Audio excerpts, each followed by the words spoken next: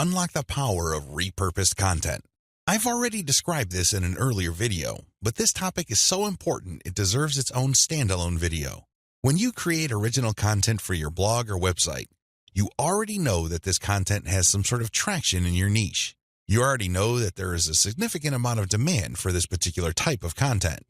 Not only did you base your decision on the social signals of your reverse-engineered competitors' content, but you're also picking out content choices based on your own statistics. In other words, you're basing your best content on tried and proven material. You're not taking shots in the dark. You're not taking wild guesses. You're not crossing your fingers and hoping that something sticks. Instead, you have based your decision on what actually works. Congratulations, but you shouldn't stop there.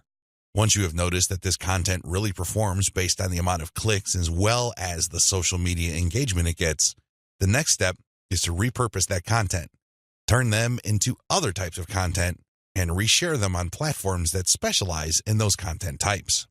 For example, if your blog post is getting a lot of retweets and clicks, you might want to strip the blog post into questions. This isn't all that hard because if you look at any type of content, it consists of answers to questions. The questions may not be obvious. The questions may not be plainly stated, but the content is meant to address certain concerns.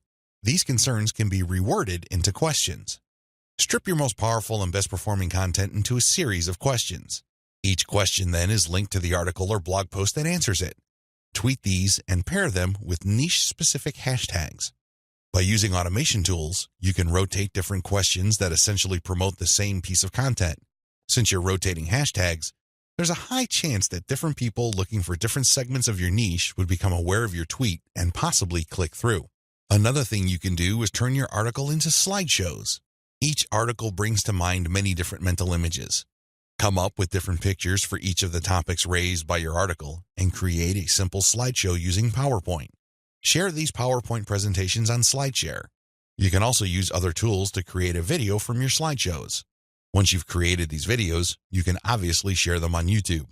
Alternatively, you can look through the issues you raised in your blog post and turn them into infographics. Infographics are essentially stripped-down graphical forms of articles or blog posts. They focus on the most important points you raised and make them easier to understand by the viewer by converting them into pictures. Share these infographics on Pinterest. Finally, you should make sure that all your blog posts or articles have a nice header picture. This way, when you load the link on Facebook, a nice preview shows up. It grabs eyeballs and people are excited to share the content.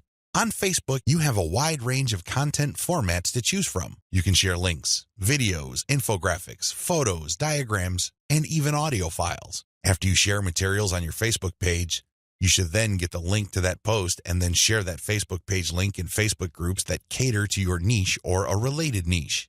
This is how you unlock the power of repurposed content. If you play the game this way, you spend less time creating content and more time promoting. Promotion is the name of the game. You may have great content, but it's not going to do you much good if people don't even know it exists. For every hour you spend creating content, you should spend 10 hours promoting that piece of content. This is how you build up a successful mailing list. This is how you create a solid brand on social media. Start with powerful content, but create different versions and spread it on many different social media platforms.